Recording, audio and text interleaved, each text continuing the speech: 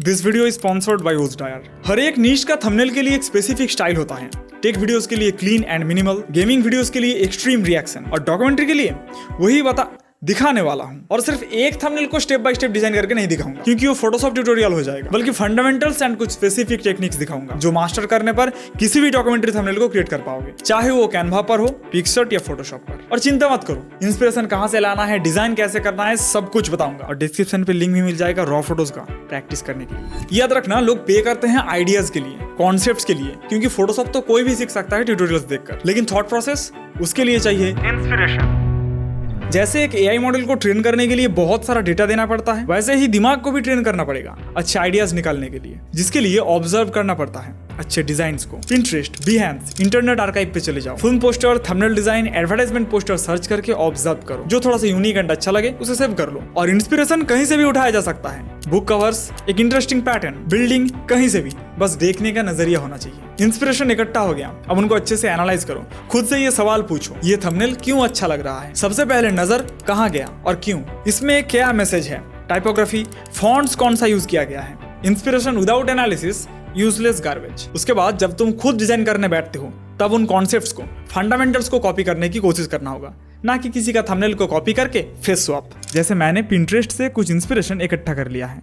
लेकिन क्या फायदा थंबनेल डिजाइनिंग सीखकर? क्योंकि नए फ्रीलांसर्स के लिए पैसा कमाना बहुत मुश्किल हो गया है। ज्यादातर प्लेटफॉर्म सैचुरेटेड हो चुका है और विजिबिलिटी भी सिर्फ उन्हीं प्रोफाइल्स को मिलते हैं जिसके पास अच्छे रिव्यूज हैं, जो बहुत काम कर चुके हैं पहले ही। और दूसरी तरफ मेरे जैसे क्रिएटर जो किसी को हायर करना चाहता है, लेकिन पहले ही पेमेंट कर देने के बाद अगर रिप्लाई आना बंद हो जाए तब।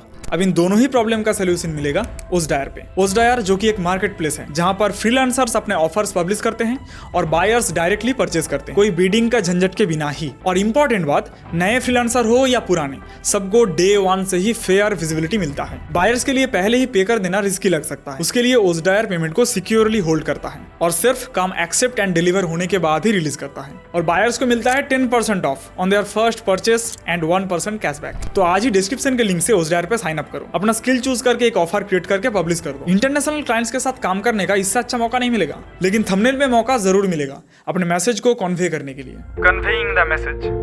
थंबनेल या पोस्टर डिजाइनिंग बहुत सारे स्किल्स का कॉम्बिनेशन है, like story telling, colour theory, composition, typography etcetera. तो कोई भी कॉन्सेप्ट सोचने के समय इन चीजों का ध्यान रखना होगा। वीडियो का टॉपिक को मैं कितने इंटरेस्टिंगली प्रेजेंट कर सकता हूँ, कम से कम एलिमेंट्स यूज करके। थंबनेल के जरिए व्यूअर्स को कौन सा इमोशन फील करवाना चाहता हूँ, कौन सा टेक्स्ट ऐड करने पर वो थंबनेल का स्टोरी को कॉम्प्लीमेंट करेगा। अब इन सारे पॉइंट्स को हमेशा स्ट्रिक्टली फॉलो नहीं करना है, तोड़ना भी है। उसके लिए पहले जानना जरूरी है। ये सारे सवाल पूछने के बाद जो इंस्पिरेशन हमने इकट्ठा किए थे, उनमें से कुछ इंटरेस्टिंग कॉन्सेप्ट को उठाओ और उसको अपने टॉपिक पे अप्लाई करके एक रफ स्केच बना लो। पहले वाले डिजाइन का जो फोटो फ्रेम्स फोरग्राउंड से लेकर बैकग्राउंड तक जा रहा है, उस कॉन्सेप्ट को रिक्रिएट करूंगा। एंड सेकंड थंबनेल से बैकग्राउंड में जो टेक्सचर है एंड पेपर के ऊपर टेक्स्ट ऐड करने का जो स्टाइल है वो उठाऊंगा। और क्लाइंट के लिए अगर थंबनेल डिजाइनिंग करते हो तो कहां पर क्या डालना चाहते हो वो अच्छे से डिस्क्राइब कर देना जरूरी है। इसे म्यूजियम में लटकाया नहीं जाएगा, तो अपना ड्रॉइंग स्किल दिखाने की कोई जरूरत नहीं है। Designing process. अब एक्चुअल डिजाइनिंग प्रोसेस, इसके लिए जो टूल तुम यूज कर रहे हो वो अच्छे से सीखना जरूरी है, नहीं तो हर एक स्टेप पर अटक जाओगे। अब हमारे पास एक रफ डिजाइन रेडी है, लेकिन यहाँ पर एक बात को ध्यान में रखना है, हमने जो रफ डिजाइन बनाया है एग्जैक्टली उसे ही क्रिएट करना होगा, ऐसी कोई रिस्ट्रिक्शन नहीं है। ये हमारा बेस है, इसके ऊपर हम एक्सपेरिमेंट करके एक डिजाइन को फाइनल करेंगे। अब यहीं पर कंपोजिशन का नॉलेज काम आएगा, कैसे अलग अलग एलिमेंट्स को अरेंज करना है वो समझने के लिए, कलर थ्योरी, कलर के साथ इमोशन का लिंक समझने के लिए। इसलिए इन चीजों को डिटेल में सीखना जरूरी है। अब 2-3 टेक्निक्स दिखाऊंगा जो बहुत हेल्प करता है मुझे फोटोशॉप में डिजाइनिंग करते वक्त। पहले क्लिपिंग मास्क। फोटोशॉप में इमेज को क्रॉप करने का जो टेक्निक है वो मुझे वियर्ड लगता है, इसलिए मैं क्लिपिंग मास्क यूज करता हूँ। बस किसी भी एक शेप लेयर को क्रिएट कर लिया एंड इमेज को उसके ऊपर प्लेस करके right click, create clipping mask. अब शेप लेयर को एडजस्ट करके इमेज को कितना दिखाना है वो एडजस्ट कर सकता हूँ। और कमाल की बात यह है, इस एग्जैक्ट शेप में अलग अलग इमेजेस भी डाल सकता हूँ, जिससे फोटोज का ratio and size exactly same रहेगा। कोई भी नॉर्मल फोटो के ऊपर अगर मैं एक फिल्टर अप्लाई करता हूं तो वो पूरी तरह से इमेज के साथ घुल मिल जाता है, बाद में उसे चेंज नहीं कर सकता। इसलिए हमेशा मैं ज्यादातर लेयर्स को राइट क्लिक करके स्मार्ट ऑब्जेक्ट में कन्वर्ट कर लेता हूं। इससे लेयर नॉन डिस्ट्रक्टिव हो जाता है, यानी फिल्टर या इफेक्ट अप्लाई करने के बाद कभी भी तुम इफेक्ट के ऊपर डबल क्लिक करके एडजस्ट या चेंज कर सकते हो। ये सारे एकदम बेसिक टेक्निक्स हैं, लेकिन एडवांस्ड चीजें बहुत सारे बेसिक टेक्निक्स मिलाकर ही बनते हैं। फोटोशॉप के अंदर बेसिक एडजस्टमेंट्स करने के लिए एक एक इफेक्ट अप्लाई ना करके बस फोटो को सिलेक्ट करके कंट्रोल शिफ्ट ए प्रेस करना है। इससे कैमरा रॉ ओपन हो जाएगा। अब यहाँ पर बेसिक एडजस्टमेंट से लेकर एडवांस्ड मास्किंग तक सब कुछ मिल जाएगा। एडजस्टमेंट्स करने के बाद ओके कर देना है। और क्योंकि हमने लेयर को स्मार्ट ऑब्जेक्ट में कन्वर्ट किया था तो बाद में भी कैमरा रॉ फिल्टर को एडजस्ट किया जा सकता है। पूरा डिजाइन हो जाने के बाद अगर कुछ नया एक्सपेरिमेंट करना हो या कोई इफेक्ट अप्लाई करना हो तब ये टेक्निक काम आएगा। किसी भी एक लेयर को सिलेक्ट करके कंट्रोल ऑल्ट शिफ्ट ई एक साथ प्रेस करना है। इससे सारे लेयर्स मर्ज होकर एक इमेज क्रिएट हो जाएगा, जिसको स्मार्ट ऑब्जेक्ट में कन्वर्ट करके तुम कुछ भी एक्सपेरिमेंट कर सकते हो या कोई भी इफेक्ट अप्लाई करके देख सकते हो। देखो, टाइम कंज्यूमिंग एंड कॉम्प्लेक्स चीजों के लिए एआई को यूज किया जा सकता है। जैसे एक कॉम्प्लेक्स बैकग्राउंड को एक्यूरेटली चेंज करने के लिए डेप्थ ऑफ फील्ड के साथ बहुत आसान है। सब्जेक्ट एंड बैकग्राउंड दोनों को ही चैटजीपीटी में अपलोड करके सिंपल लैंग्वेज में प्रॉम्प्ट मांग लो, देन जेमिनी पे जाकर दोनों फोटो को अपलोड करके प्रॉम्प्ट को पेस्ट कर दो एंड क्रिएट इमेज का ऑप्शन सिलेक्ट करके एंटर कर दो। अगर हाथ में ऑब्जेक्ट को स्वैप करना है, सेम टेक्निक यूज कर सकते हो। बस फेस को एआई से पूरी तरह से जनरेट या स्वैप मत करना। लोग खुद को आईने में बहुत देर तक देखते हैं, इसलिए छोटा सा भी अगर कोई चेंज हुआ तो तुरंत समझ में आ जाता है। अब पूरा डिजाइनिंग प्रोसेस को डिटेल में अगर एक्सप्लेन करने जाऊंगा तो 40 मिनट का वीडियो बन जाएगा, इसलिए मैंने पहले ही कोर कॉन्सेप्ट्स को एक्सप्लेन कर दिया है। जैसे यहाँ पर जो फोटो फ्रेम्स प्लेस करना है उसके लिए मैं क्लिपिंग मास्क यूज करूंगा। अब जैसा कि रफ स्केच में प्लान किया था कि बैकग्राउंड में ओल्ड डॉक्यूमेंट्स यूज करूंगा रिसर्च वाला फील देने के लिए। ओरिजिनली प्लान था बैकग्राउंड व्हाइट रहेगा, लेकिन वो उतना कुछ खास नहीं लग रहा, तो बैकग्राउंड को हम डार्क ही करेंगे। इसलिए ही मैंने पहले बोला था कि रफ डिजाइन को एग्जैक्टली फॉलो करने की जरूरत नहीं है। डिजाइन करते वक्त जो अच्छा लगेगा वैसे ही आगे बढ़ेंगे। मैं कोशिश करता हूँ अलग अलग एलिमेंट्स को अलग अलग लेयर्स में रखने के लिए, इससे बाद में अगर चेंजेस करना हो तो आसानी होगा। डेप्थ इफेक्ट क्रिएट करने के लिए फोरग्राउंड पर जो फोटो फ्रेम है उस पर ब्लर इफेक्ट ऐड करूंगा। Face retouching and texture.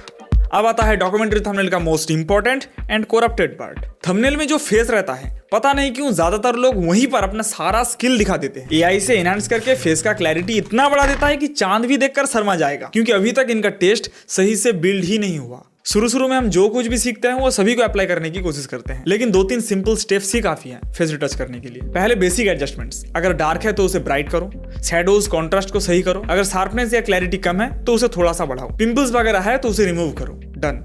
अब dodge and burn. Subject layer को सिलेक्ट करके एक कर्व एडजस्टमेंट लेयर क्रिएट करना है एंड हाइलाइट्स को बढ़ाना है। डबल क्लिक करके रीनेम करना है डॉज। मास्क को सिलेक्ट करके इन्वर्ट कर देना है कंट्रोल आई प्रेस करके। देन लेयर को सिलेक्ट करके कंट्रोल जे प्रेस करना है, जिससे डुप्लीकेट हो जाएगा। अब इसको रीनेम करना है बर्न एंड कर्व को एडजस्ट करके शैडोज को बढ़ा देना है। अब मास्क को सिलेक्ट करके कीबोर्ड पर बी प्रेस करना है ब्रश को एक्टिवेट करने के लिए। देन एक राउंड ब्रश सिलेक्ट कर लेना है और मैं जैसे जैसे ड्रॉ कर रहा हूँ इस तरह से ड्रॉ कर देना है। सिमिलरली डॉज लेयर का मास्क को सिलेक्ट करके भी ड्रॉ करना है। अब फेदर को बढ़ाते जाना है जब तक वो स्किन के साथ अच्छे से ब्लेंड नहीं हो जाते। फिर भी अगर इफेक्ट ज्यादा हार्श लगता है तो कर्व को एडजस्ट कर सकते हो। और मैं फोटोशॉप का बिल्कुल भी एक्सपर्ट नहीं हूँ, ज्यादातर टेक्निक्स मैंने पिक्सम परफेक्ट चैनल से सीखा है। डॉक्यूमेंट्री थंबनेल्स का एक और सीक्रेट सॉस है टेक्सचर्स एंड ग्रेन, जो लोग विजुअली नोटिस नहीं करते लेकिन इंस्टेंटली फील करते हैं, क्योंकि हर एक रियल लाइफ ऑब्जेक्ट में टेक्सचर रहता है जो हम फील कर सकते हैं। टेक्सचर्स सिंपल चीजों में जान डाल सकता है, कॉन्ट्रास्ट क्रिएट कर सकता है एंड सही तरीके से यूज करने पर इमोशन भी कन्वे करेगा। Minimal pixel grid texture investigative modern feel होता है। पेपर टेक्सचर्स मिस्ट्री सस्पेंस वाला फील देगा and half tone textures retro वाला फील देता है। अब हाई क्वालिटी टेक्सचर के लिए टेक्सचर लैब फ्री पिक पे जा सकते हो। सब कुछ हो जाने के बाद हल्का सा फिल्म ग्रेन ऐड कर सकते हो जो सारी चीजों को अच्छी तरीके से ब्लेंड कर देगा, एक ही सीन का हिस्सा बना देगा। बैकग्राउंड लेयर के ऊपर मैंने एक हाफ टोन टेक्सचर को इंपोर्ट किया है। डिफरेंट ब्लेंडिंग मोड्स को ट्राई करने के बाद डार्कन कलर पे सेट कर दिया। अब उसके ऊपर एक कर्व एडजस्टमेंट लेयर क्रिएट करके टेक्सचर को डार्क कर दिया। अब ग्रेन ऐड करने से पहले मेक श्योर कि 8 बीट्स पर चैनल सिलेक्ट रहे, 16 बीट पे काम नहीं करेगा। तो सब कुछ कंप्लीट हो जाने के बाद एक फुल मर्ज लेयर क्रिएट किया। देन फिल्टर के अंदर से फिल्टर गैलरी पर जाना है एंड टेक्सचर के अंदर ग्रेन को सिलेक्ट करना है। इंटेंसिटी एंड कॉन्ट्रास्ट को एडजस्ट करके ओके कर देना है। डन। एज ए फोटोग्राफर मेरा नजर हमेशा एस्थेटिक चीजों पर ही जाता है, लेकिन अगर एक क्रिएटर के पर्सपेक्टिव से देखते हैं तो थंबनेल एस्थेटिक से ज्यादा मीनिंगफुल होना चाहिए, क्योंकि end of the day thumbnail का काम ही है वीडियो का टॉपिक एंड टाइटल को इंटरेस्टिंगली प्रेजेंट करना, ना कि विजुअली अपीलिंग बनना। लेकिन बेस्ट प्रैक्टिस यही है कि दोनों के बीच में एक बैलेंस क्रिएट किया जाए, यानी विजुअली थोड़ा सा अपीलिंग लगे और क्यूरियोसिटी भी क्रिएट कर पाए। इसीलिए थंबनेल्स बनाने के समय कलर्स को चूज करो इमोशन के हिसाब से। एक थीम मेंटेन करने की कोशिश करना होगा। एक ही थंबनेल के अंदर 15 डिफरेंट कलर्स यूज मत करो, क्योंकि लेस इज मोर। अब डॉक्यूमेंट्री थंबनेल्स बनाने का स्किल तो सीख लिया, लेकिन इसे काम पर लगाने के लिए, मोनेटाइज करने के लिए डिस्क्रिप्शन के लिंक से ओजडायर पे जाके साइन अप कर लो। और इस एआई के एरा में ज्यादातर लोगों से आगे रहने के लिए कौन से स्किल्स तुम्हें मदद करेगा वो जानने के लिए इस वीडियो को जरूर देखना। जल्द मिलूंगा अगले वीडियो पर, तब तक के लिए बाय।